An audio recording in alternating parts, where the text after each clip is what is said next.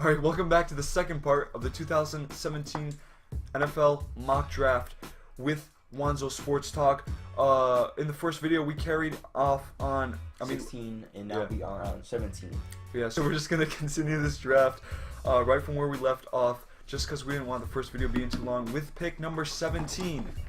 We have the Washington Redskins taking Zach Cunningham from Vanderbilt. I don't really know a ton about him, but I've seen a lot of mock drafts and Redskin reporters saying that they're interested in him, especially with Junior Gillette getting arrested and having linebacker depth problems.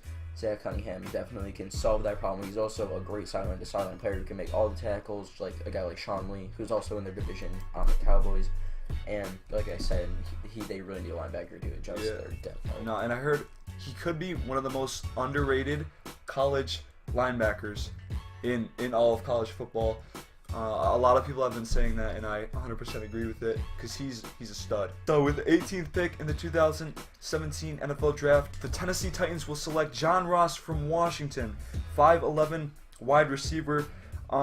Basically, Tennessee Titans, they just need a go-to guy. He's smaller, but that makes him more explosive. He makes plays down the field, and he's amazing at route running. He gives Mariota a playmaker on the perimeter and also takes pressure off the running back. And dude, quarterback, you just need that guy like Antonio Brown, you know? Bro, you wouldn't know that. Wait. Eagles got Alshon Jeffrey. All right, like Alshon, you just need that star player on your team. He's literally Deshaun Jackson. He really is. Compared to you didn't even mention that he has the fastest combine time ever. He is. That record. I didn't say it though because he's stupid, because he didn't wear Adidas and he could have had an island. He could have had an island. I don't know, that was just crazy. But so yeah, other than his size, he's really the full package at the wide receiver. He's gonna make a big change for Mariota. Definitely gonna have him more relaxed in the pocket because this guy is gonna get open. So with the 19th pick, we have the Tampa Bay Buccaneers taking Obi Melifonwu out of UConn safety. He arguably had probably the best. He actually did have the best combine out of anybody, maybe alongside with Myles Garrett. But him and Byron Jones both out of UConn 2 consecutive years. I think Byron Jones. Actually, I don't know if Byron Jones was a rookie last year, but those two probably had like one of the best combines in NFL history. And because of that, his stock has risen all the way up to this 19th pick, in my opinion. The Buccaneers need some help alongside with Vernon. So him being able to go up and break up balls, being 6'6", lengthy, and having a very good season with UConn, I think Tampa Bay Buccaneers, this will be a perfect fit for him. Man, these Connecticut boys, right? Yeah, breaking up the ball. All right. So with pick number 20, the Denver Broncos will select Garrett Bowles from Utah. So they're right. Garrett Bowles from Utah, 6'5" offensive tackle. Really, I think they should just play it safe here, get the offensive tackle. First of all, because they are in high need of one. Probably the most athletic offensive tackle with his quick footness in the draft this year. His knowledge and IQ are on another level. So you put him out there on the field to start, he's gonna know what to do. He's just a good football player. He's born to play this sport. And he had problems with anger in high school. I researched. Yeah, he had problems in anger with high school. He had like anger management or anything. So that's why he originally played football, was to let out on the field, and he still does it today. He might get in some fights, but Denver needs that dirtiness, needs that character, needs that, old school football. So I think Garrett Bowles is going to bring that back. And I mean, they're missing a left tackle, so he'd be the perfect fit for Broncos. So with the 21st pick, we had the Detroit Lions taking Hassan Reddick out of Temple, linebacker. All 3 layers, the Detroit Lions defense is in trouble. Defensive line, linebackers, cornerbacks, secondary, everything is in trouble. And Hassan Reddick can basically do everything. He's great man coverage as a linebacker, like a guy like Jordan Hicks, from the Eagles. But great to get into the quarterback, great at clogging holes, great sideline to sideline tackler. So even throughout his college days, he was a great leader at Temple. Temple not being like one of the best college football teams, but he made that defense really shine, especially with his play. So Hassan Reddick can definitely be a game changer for the Detroit Lions defense. Miami Dolphins with the 22nd pick in the NFL Draft. I think most likely, I hope not though, they're gonna go with Jabril Peppers out of Michigan. Linebacker, safety, legit, whatever you want to call him. He can do it all. Main reason I want him to go to I think he's going to the Dolphins is because TJ McDonald, I know Dolphins just picked him up, but he is facing a 8-game suspension. Who? And TJ McDonald just picked up linebacker by the Dolphins, but now he's facing an 8-game suspension. So this is the perfect test. This is the perfect time to test out Jabril Peppers. And, obviously the Dolphins aren't Super Bowl ready, so I wouldn't mind having Jabril Peppers out there starting, just testing him out, giving him experience, and then, if he doesn't perform to the level that he's supposed to, then TJ McDonald comes back after that 8-game suspension, put him in, teach him some stuff. Really compared to Bud Dupree, which is hopefully he drops to the Steelers, but I don't think he will. He would be an absolute perfect fit with the Steelers with the linebacker core that we have, especially because James Harrison is getting old and you could teach him some stuff. And yeah, other than that, he's a good punt and kick returner. So even if he doesn't start, how many? I don't have the actual stat. I might put it up, but he's very, very skilled at kick and punt returning. So if anything, that's where they'll put him. We're on the New York Giants 23rd pick. We have them taking the offensive tackle Ryan Ramczyk. I think that's how you say his name, Ryan Ramczyk, out of Wisconsin. Giants, your offensive line is terrible because they're trash. You guys have Eli Manning as your quarterback, and you have Odell, Sterling Shepard, all these offensive weapons, and you can't protect Eli to even throw them the ball. So spend over $200 million on your defense. Yeah, so you have Eric Flowers at left tackle last season, who's probably one of the worst left tackles we've ever seen in NFL history. He was ranked one of the worst left tackles ever in NFL history. So they are moving him to a different position. So taking Ryan Ramczyk and hopefully making that offensive line even a little bit improved would definitely be a great pick for the Giants. So Giants, please don't screw this up, and you'll actually screw it up. Screw it up. So we don't have to deal with it. But this would probably be their best pick available. So now with the 24th pick, the Oakland Raiders will select Jared Davis out of Florida. Linebacker, 6'1", 238 pounds, absolute beast.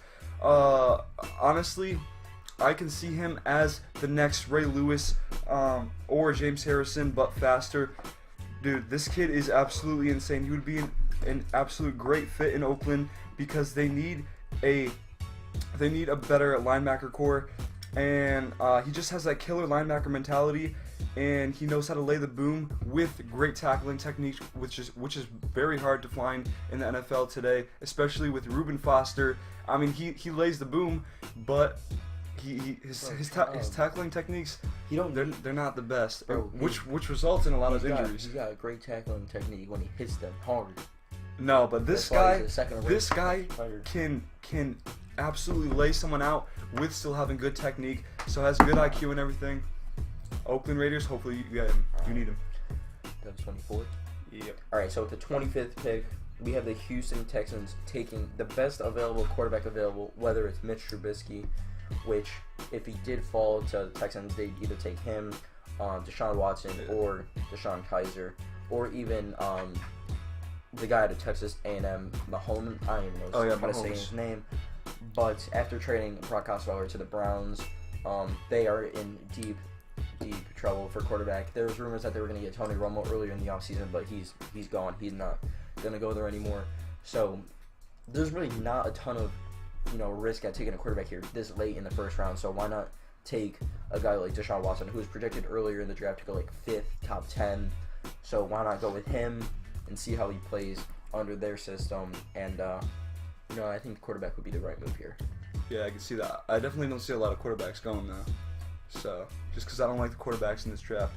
But on to the 26th pick, the Seattle Seahawks will select Kevin King out of Washington, 6'3", 200-pound cornerback. Absolutely just long, athletic, and very competitive. Seattle loves long press corners, and he's the perfect guy. Sherman's getting old. He's not a physical tackler. He's not really looking for the hit like linebackers, which he shouldn't be. But when he has to make a tackle, he'll make a tackle. Honestly, if I were the Seahawks, I would just get him because he's 6'3". He has a lot of potential, and if anything, you could just switch him to a free safety. So yeah, that's the ideal player for Seattle, someone who can make a play on the ball. Kansas City, they have Alex Smith at their quarterback right now. He's getting up there in age. He's not really old, but he's not a player that they can really trust going on in the future, especially with their young core offense. Jeremy Maclin, Tyreek Hill, Spencer Ware, and a pretty good offensive line. So they need a quarterback who can come in that is young as well and develop along with those players as a guy like Deshaun Watson or Deshaun Kaiser or whatever quarterback is there that is the best available. So taking him in, and Alex Smith really isn't the, sexiest quarterback to watch. Unlike a guy like Deshaun Watson, who's more athletic and everything like that. So I definitely see the Kansas City Chiefs taking a quarterback here. I can definitely see that too.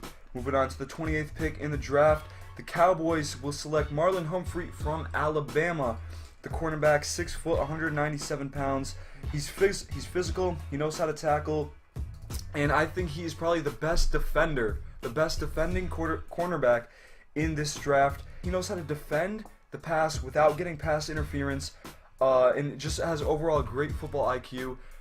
I mean, if you just here, I'll probably play some of his highlights.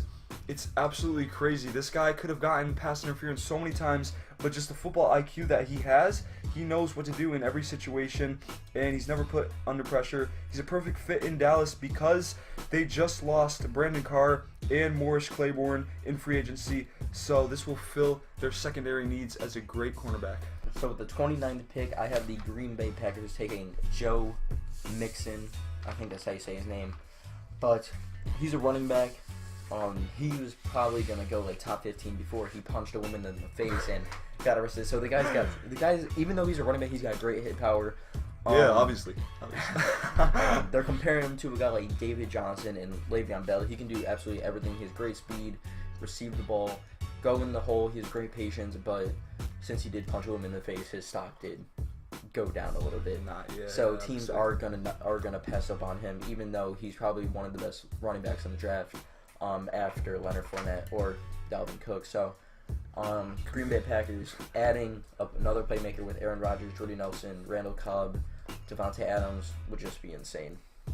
Joe Mixon, especially since they did just lose Eddie Lacy as well. True. I was about to say we can compare him to Adrian Peterson, Ray Rice. Ray Rice. We can compare him to. 30th pick in the NFL draft with the Pittsburgh Steelers, my favorite team. Like I said before, if not this guy that I'm about to say, then Jabril Peppers. But let me just go on and say that I think we will be getting T.J. Watt, outside linebacker from Wisconsin, absolute beast, and he is my favorite person in the draft. Not just because I think he's going to the Steelers. If you watch some of his highlights, I mean, I ended up, for everybody that I watched some of their highlights. This kid, I watched like 5 or 10 of his highlight videos. I'll put some of his highlights in here. He's an absolute beast, plus he wears number 42, which is my favorite number. But I think he would be an absolute perfect fit in Pittsburgh if Peppers doesn't end up dropping. He's a big guy, can play in the inside or outside, great technique, and I can see him being the next Clay Matthews. Plays exactly like him of all the highlights that I've watched. Attacks, physical, brings swagger and energy to the field, which is much needed in the Steelers' defense. The 31st pick, we have the Atlanta Falcons taking Forrest Lamp. Last name Lamp, first name Forrest. I don't know what was wrong with his parents, naming his kid. Just like Seventh Woods. Out of Seventh Woods, I don't know. Out of Western Kentucky, he's an offensive lineman. So his stock's been rising, and I've seen a lot of interest from the Atlanta Falcons, especially it being late in the round. They need somebody on their offensive line who can be consistent, and also make their position in their offensive line have flexibility, so he can play offensive guard, offensive tackle, probably not center, but he can play anywhere on the offensive line other than center and be very good at it. He's shown at Western Kentucky. So the Falcons really have no risk at taking him, because if he does good, he's a 31st pick. So he can help protect Matt Ryan, make Julio Jones' stats even more better. Yeah, he can pad the stats even better. Even though I can see them taking a cornerback here, like a guy like Desmond King, who might go in the second round. Forrest Lamp, I've seen a lot of interest for the Falcons, and I've seen a lot of analysts also putting Forrest Lamp at the 31st pick. All right, now with the 32nd pick, the last pick of the first round in the 2017 NFL Draft. New Orleans will select Tre'Davious White, cornerback from LSU, 5'11", 192 pounds. Saints, it's like no question about it. They need a secondary player. Saints defensive unit is ranked 27th in yards allowed. Tre'Davious White finishes rookie year at LSU with 55 tackles, 2.5 for loss, 2 interceptions, and 7 breakups, which was the team high. He's just an elite. He's elite at covering, and he carried those stats through his whole career at LSU. And I think he's going to carry it over right to the NFL too, because it's been consistent all years, actually rising every single year with stats. And he is also, if he doesn't start at cornerback on the Saints or whatever NFL team he goes to, then he will definitely be put at punt and kick returner, because this man has wheels. Have you seen this kid? This kid, I don't know how many he had, but at LSU, he's a beast. He is a beast. They also have a lot of past experience at having great cornerbacks and safeties go there too. So yeah, I would expect him. If he gets into the open field, a great route runner. He's gone. He's gone. But I think that wraps it up. We got Tre'Davious White with the last pick in the first round of the draft. That's gonna be it for the 2017 NFL mock draft with Wanzo Sports Talk, and we will see you Friday, where one of you will be on this video. We could just argue and debate about sports. That's what Friday's for, and I can't wait for Friday because I love arguing, and so does he. So we'll catch you Friday.